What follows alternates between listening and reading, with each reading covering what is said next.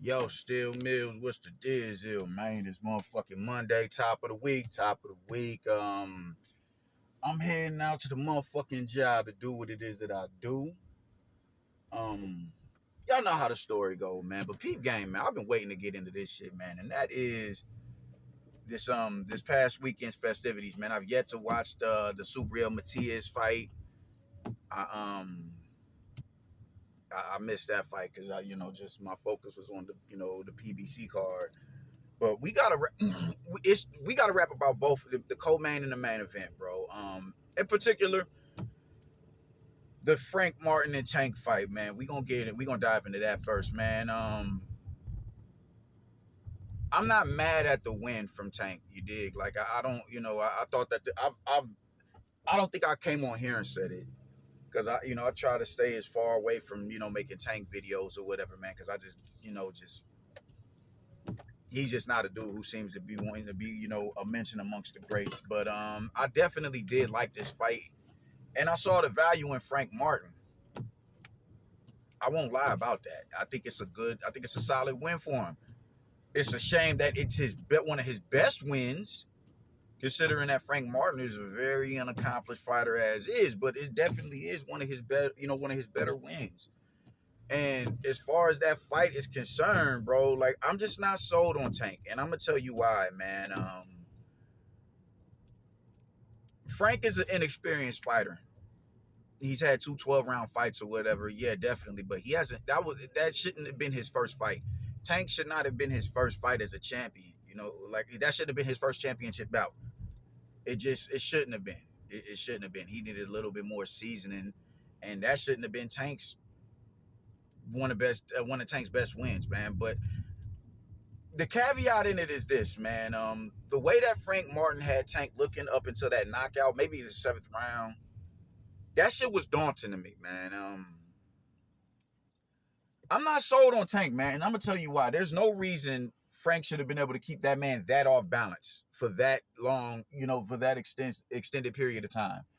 I just think that shit was it's no excuse to that, man. Frank had this man spinning and dipping, you dig, just pivoting him, spinning him, you dig, had him really apprehensive and gun shy. He was countering him effectively.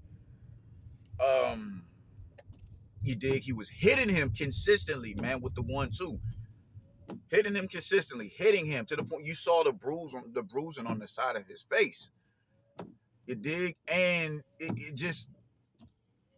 he just really had Tank looking extremely vulnerable, man. And people are getting so caught up in how bad he knocked him out that they're losing sight of that. You dig? I mean, I forget. It was one of the middle rounds where they said Tank had landed 48 punches or whatever, man, and he was, Frank Martin had outlanded him maybe by like 20 punches or so, and I just thought that shit was it was home cooking, bro. And this is another way of catering to this dude. Tank didn't even start opening up like that until about the fourth or the fifth round, maybe even a little later than that. So how is it that this man was 20 punches or so? Had landed 20 punches less. 20 punches. How did this man land less? I'm trying to figure out how to say it. How did this man have 20 punch landed less than Frank? It just didn't make sense to me. I'm like, yo, this is wild.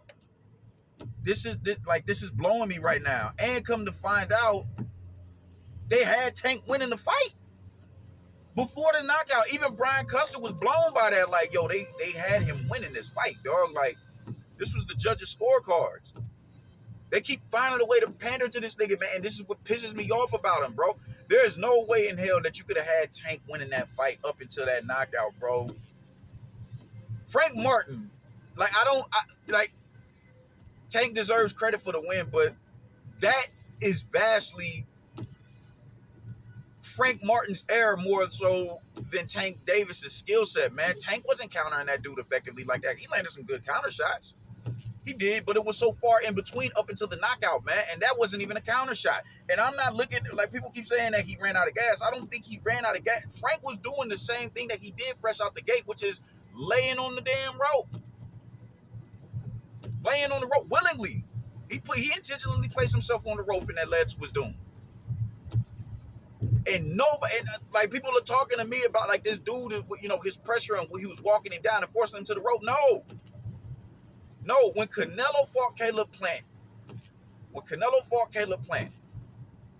Canelo was able to cut off the ring and pin him to the rope and do good work with him off the rope. Pin him to the rope.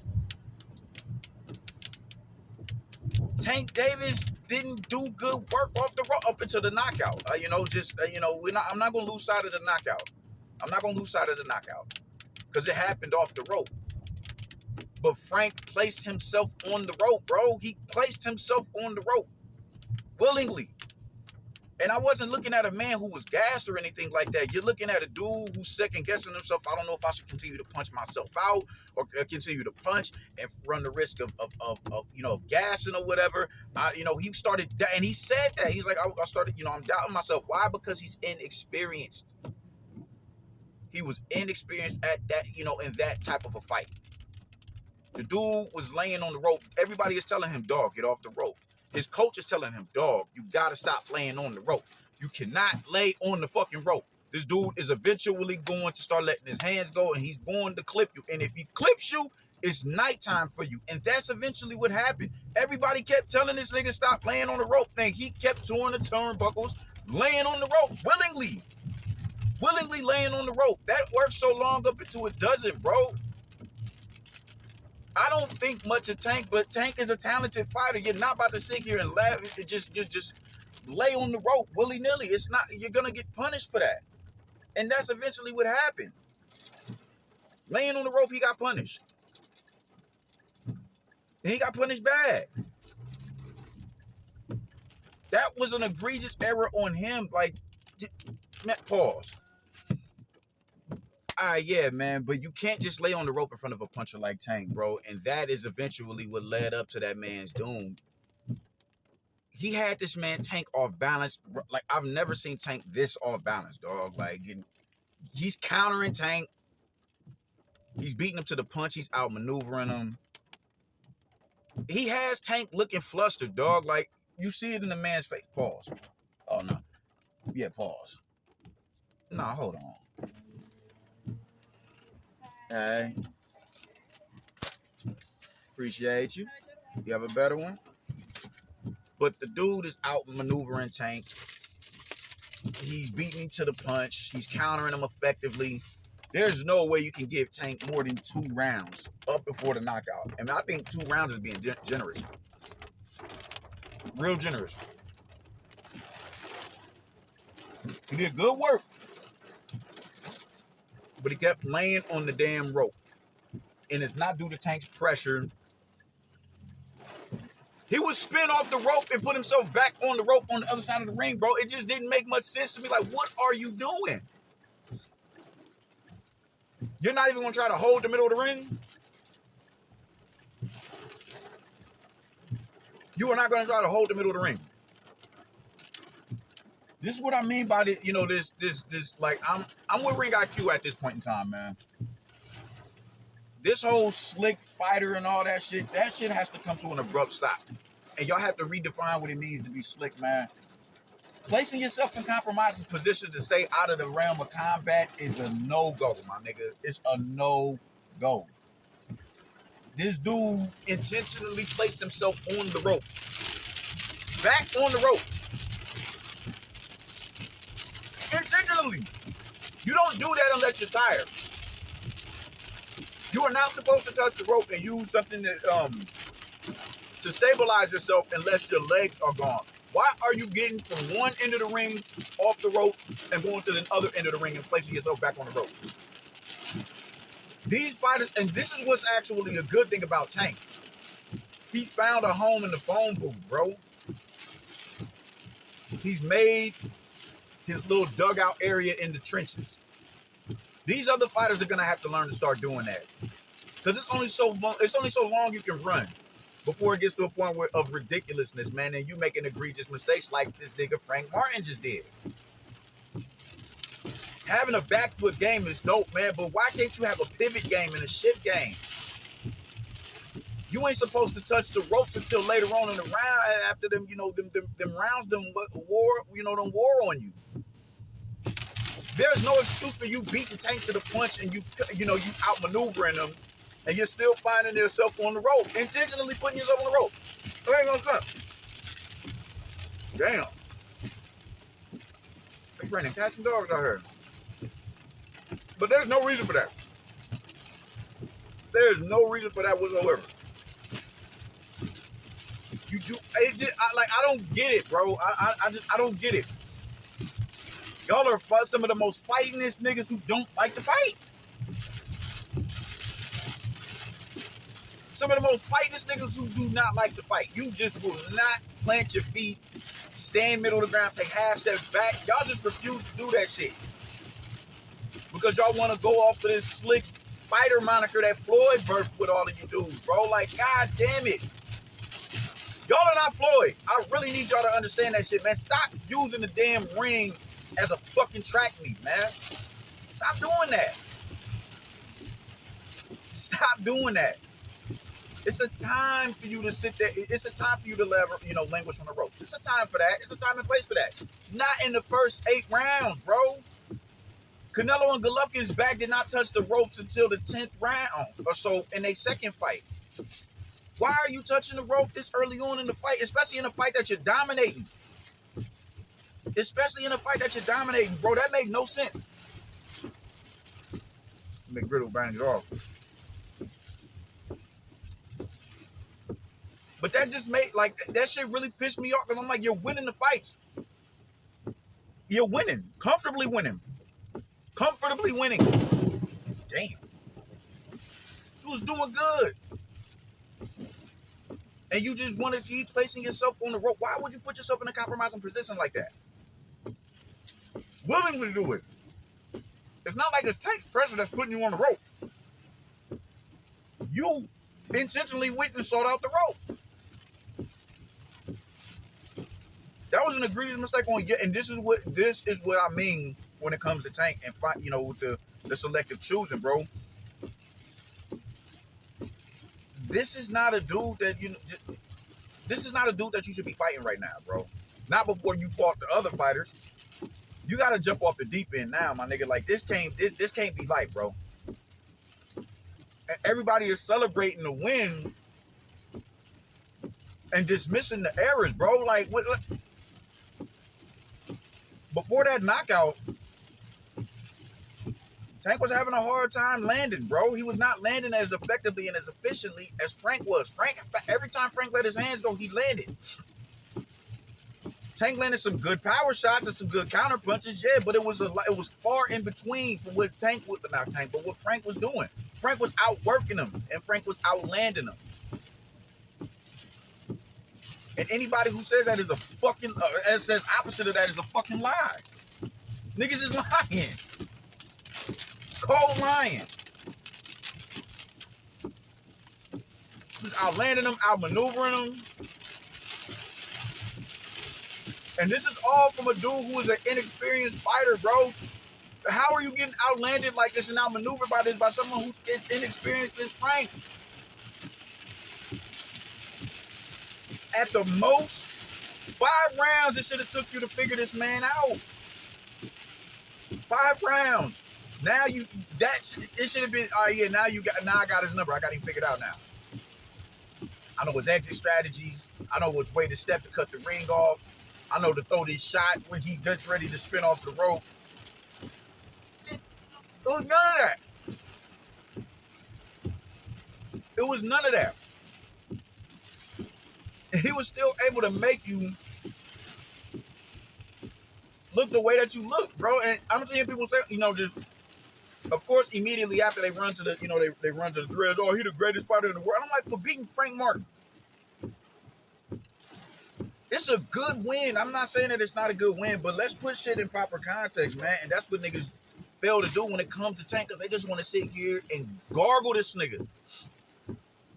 At the end of the day, that should not have been Frank's first fight. It shouldn't have been his first fight of that magnitude. He should have had a few more 12-rounders, and he should have fought a few more contenders.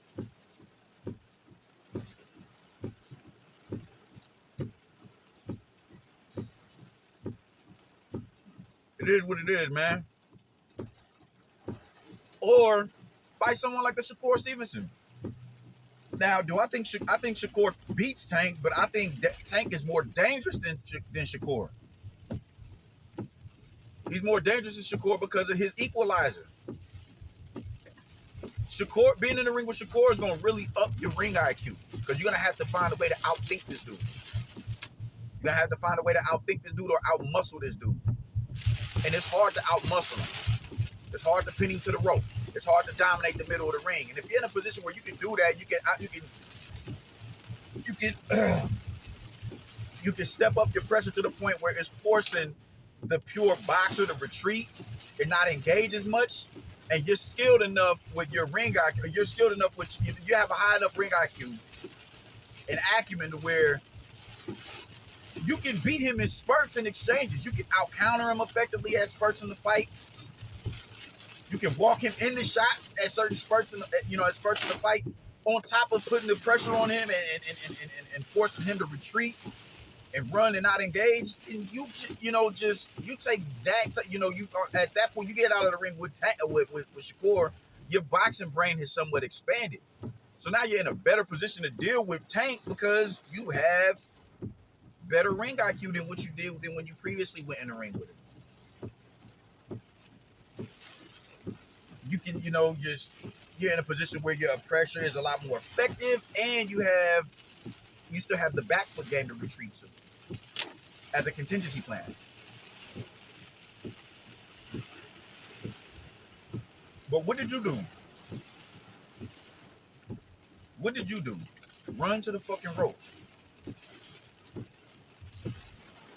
Run to the ropes. Run to the ropes.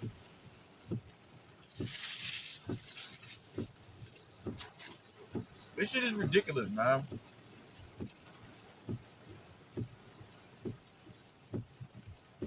And I was mad watching that fight. And I spent the whole night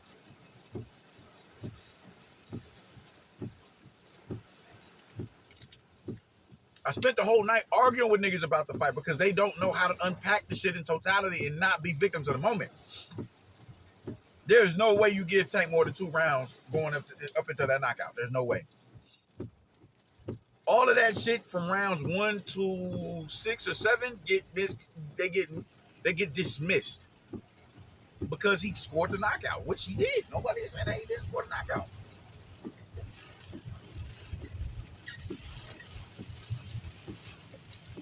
Nobody is saying that it wasn't a brutal knockout. Nobody is saying that it wasn't a highlight reel knockout. Nobody is saying that. But what I'm personally saying is I didn't see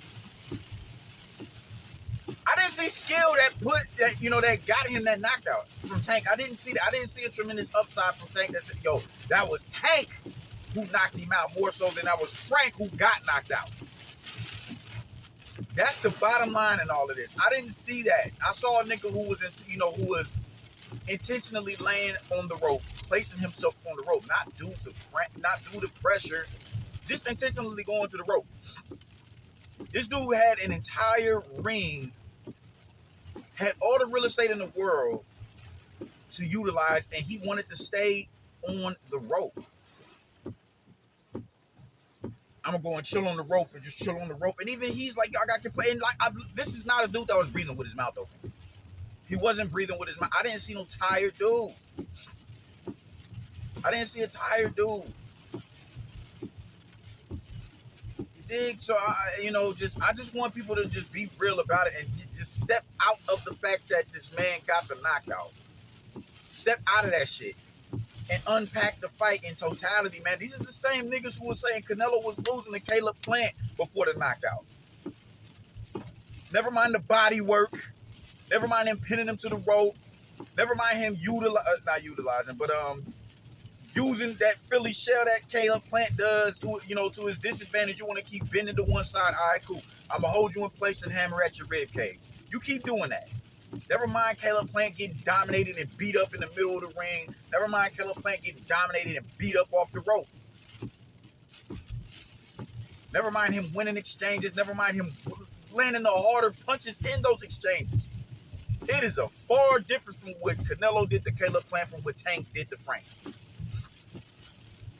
It is a vast difference. And these is the type of niggas that I'm arguing with, bro. It's like, it's no objectivity. It's just the fact that he knocked him out, and that's what we gonna run with. Nothing else matters. Which, if we want to be, no, it does. It definitely does matter. Because my thing is this: what happens when you end up with somebody where that margin of error is this big? You don't have that big a margin of error to capitalize on something like that.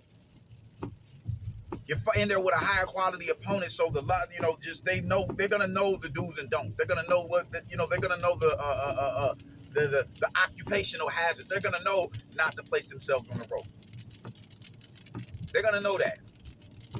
They're gonna know to work behind their straight shots and not step into their shots. They're gonna know to step around you and cut those angles and pivot around you. They're gonna know to do all that shit, and they're not gonna find themselves in compromising positions willingly on the rope. They're not gonna do it. What happens when you fighting somebody who's a grade above Frank?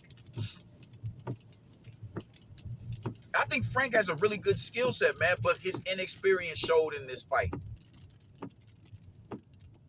I still like Shakur, and I still like Lomachenko's chances in this fight. I do. I still like their chances in that fight.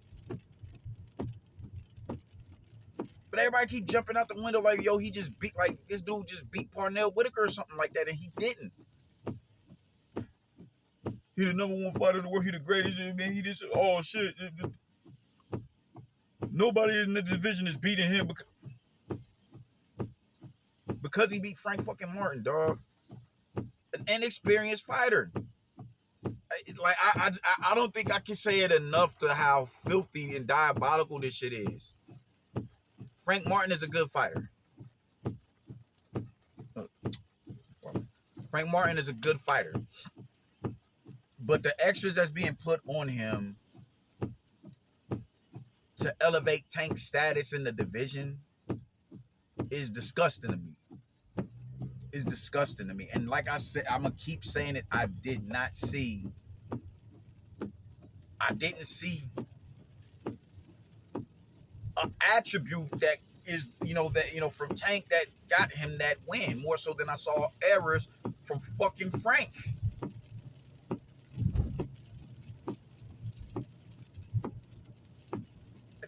That's a fact. Shakur is not placing himself on the rope. Devin Haney is not placing himself on the rope. Lomachenko is not placing himself on the rope. They're not about to sit here and fight off the rope like they goddamn Canelo Alvarez or Floyd Mayweather or Roy Jones Jr. No. They're not going to do that. That wasn't Tank's pressure that put Frank on the rope. That was Frank's inexperience that put Frank on the rope.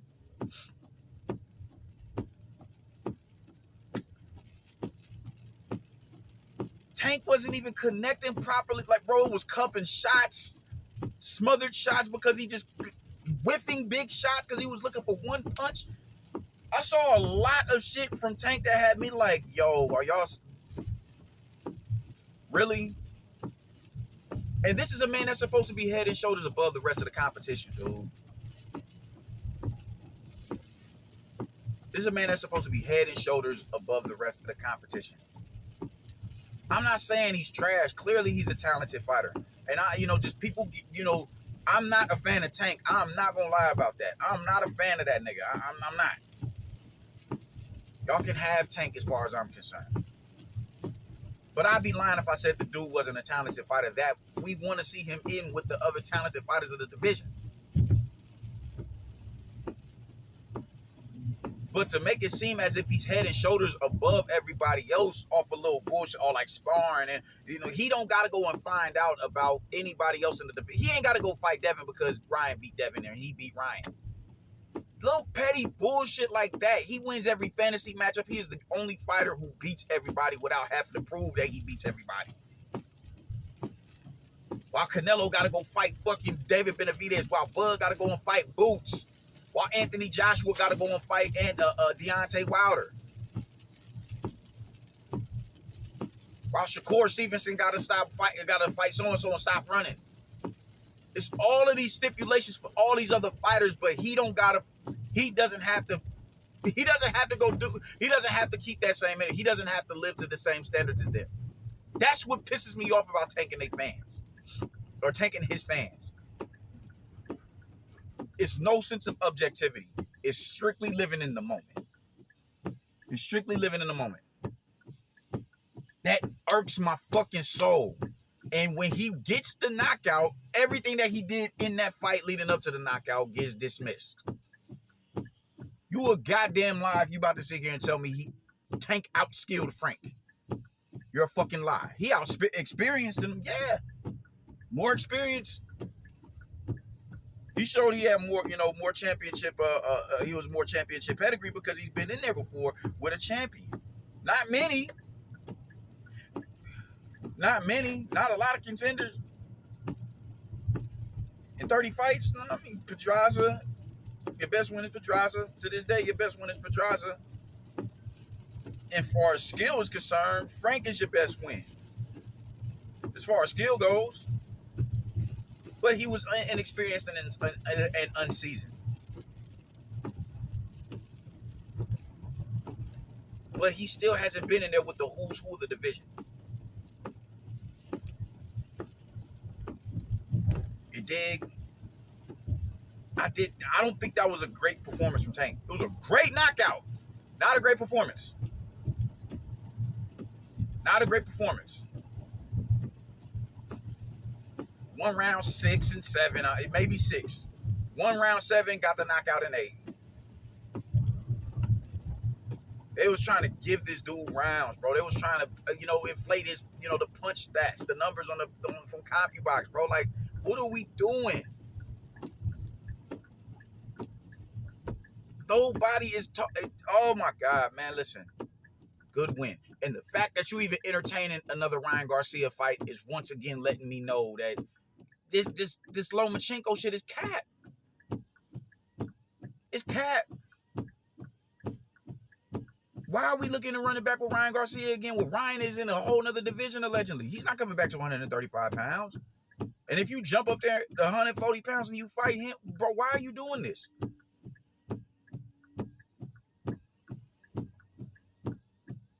The least you could do is go and fight Lomachenko. I figured this would happen. You wait a little bit longer for Lomachenko to show signs of regression. Now it's time to go fight him.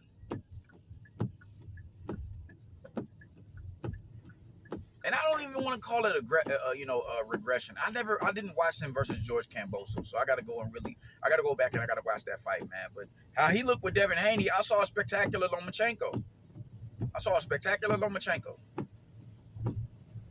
So that's a win that I'd give Tank credit if he won.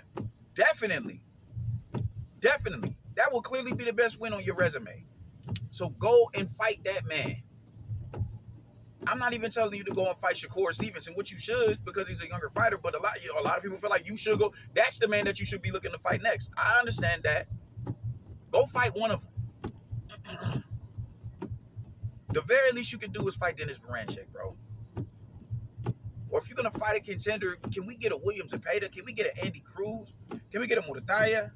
Can we get Keyshawn Davis? Can we get one of these fighters who are showing a higher ceiling than someone like a Frank Martin? Whose best win is Michelle Rivera.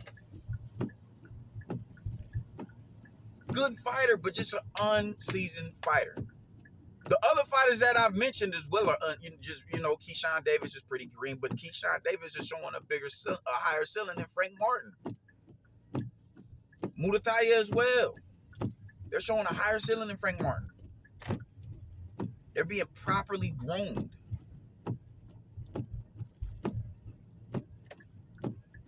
You dig? These ain't back foot dominant fighters who is, taking a tour to turnbuckles, bro.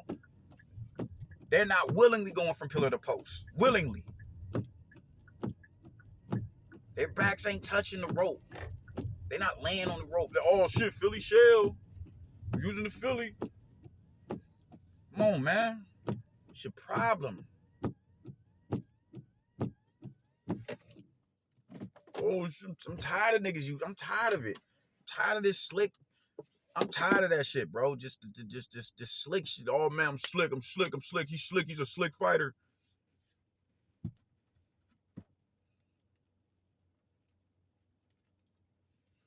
So slick, you're gonna put yourself in a position to get hit.